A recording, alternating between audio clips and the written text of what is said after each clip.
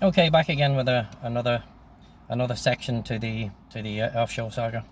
Anyway, so Arna goes off and apparently he speaks to this HLO guy called Paul, and Paul just fucking flips his lid, fucking goes banzai, gets a kamikaze suit on and prepares to attack the Geco Triton. So it was well over an hour before I got anything from, it was the second mate, Brazilian guy, Tito, who came down. And again, Tito was really nice. I'd never met the guy before. He explained the situation. I'd already prepped the patient, whose name was Mark, and Mark was ready to go. So, and then Paul called a halt. He stopped everything. Apparently, he was the head of the union on the vessel, and stopped all operations. So the vessel came to a halt, and nothing happened. That was it. So I was called up to the bridge. Paul was there. Paul had a witness. Apparently Aussies have witness of everything. When the drama kicks off, or they cause a drama, they call one of their buddies in, another union rep, and they just stop operations. So I didn't give a fuck. Didn't bother me. I had enough supplies on the vessel to do my job, but it affected Arna quite a bit. So Paul then sent the chopper off. He sent it back to the mainland. So the patient, Mark, didn't get to go anywhere. So and he wasn't Australian. Mark was a German guy. So Mark wasn't worthy of being helicoptered off to go to hospital, which meant that if his appendix had burst in the medical centre, he probably would have been fucked, because I'm not a surgeon, and I couldn't have done nothing for him. So that was all fine and dandy. There was a Mexican standoff. There was no sombreros, guitars or trumpets. There was no tequila, and there was no party. So everything just came to a standstill. So up on the bridge with Arna, who was Norwegian. Like I said, a very calm, a very slow, easy talking guy. And Arna wasn't small either.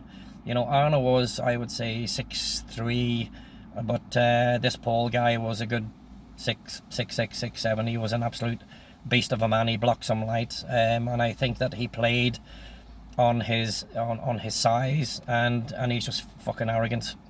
He definitely wasn't used to being told no. Anyway, so Paul's sidekick, he starts taking notes. He's doing minutes of meetings.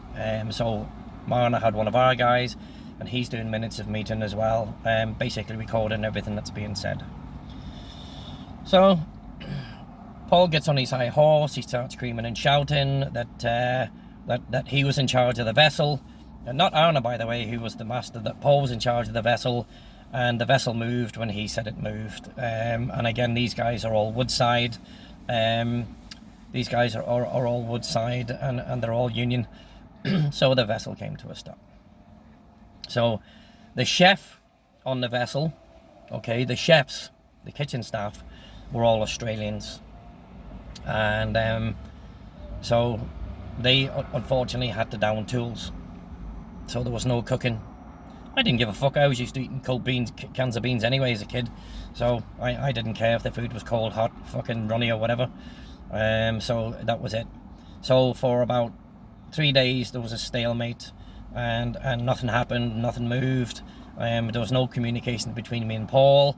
The Australian guys, they took the middle deck. So they all stayed on the middle deck.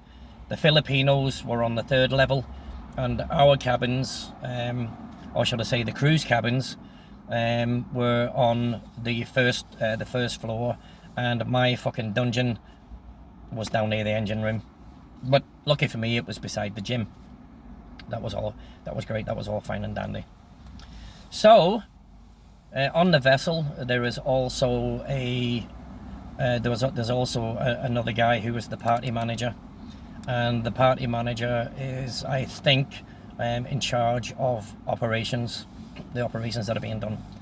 And this was a young guy, and he was a British guy, and I think I remember his name being Neville, and I think Neville back then was in his late 20s, 28 or 29, and he was kind of stuck between the devil and the deep blue sea. So the phone calls were going back and forth to the mainland. I wasn't involved in them. I didn't know what was going on. So every time I went up to the galley, up to the eating area, the mess hall, to get something to eat, there was always a table full of Aussies. These guys they just sit and stare at me. They wouldn't really engage in conversation. And then as I was leaving, getting a cup of coffee, as I was leaving the eating area, one of the guys says to me something that I thought sounded like that he would stick a knife in me. And Anna and the mate and the third officer were sitting at a table, and I stopped in my tracks and I said, "Did you fucking just say you're going to stick a knife in me?" And I think that he got a kick under the table or something, and he didn't reply, but I'm pretty sure that I heard him say that anyway. So I just turned around and I said, "Listen," I said, anytime you want to have a pop at that, then we can go up on the deck anyway. And again, he just remained silent and he didn't really say too much. And I says, "Also remember," I says, "I'm the medic on the vessel." I says, "Anything happens to you guys, you've got to come to me." And I says, "And it just looks like you're all going to be fucked." So I refused to treat any of them. So there was a Mexican standoff for a few days, and ironically, one morning about 2:30 in the morning, I got a bang on my cabin, which was in the medical centre, which was adjoined to the gym and not far from the medical centre, and I got a bang on the door at 2:30. And ironically, the guy who had threatened me had fallen out of his bunk bed and broke his little toe. And this guy was absolutely screeching in agony. And two guys are carrying him, arm in arm. I looked down and his foot had swollen up and his toe was purple. And he goes, "Oh, I think I broke my toe." And I looked down and I was like, "Yeah, looks like it." And I just stood there and I said, "What do you want me to do about it?"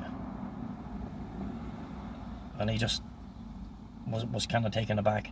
I said, "Now remember," I says, you threatened to stab me, you threatened to stick a knife in me, and I told you that if something happened, then I wasn't gonna be treating you."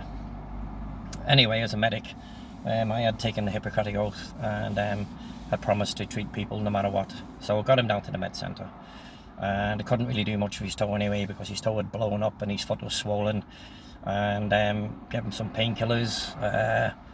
And I just basically put an elastic bandage on it, and I just said, "Look, I can't do nothing, until that swelling goes down." So give him a couple of days worth of paracetamol or cocodamol, whatever, and sent him back off to his cabin anyway.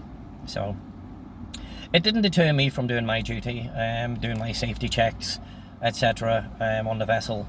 So for total badness, I decided that I would go down to the TV room on the second floor where the Aussies were, and I knocked on the door and walked in, and there's about 20 odd of them sitting there, and I walked in, and the guy says to me, "What do you want?"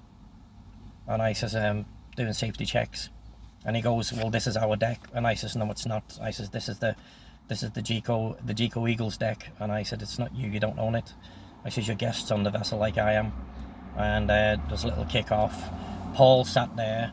He was just stretched out on a couch, and he didn't really say nothing. He looked up, and some other guy just continued. Some other guy called Colin, a skinny guy who was their rep.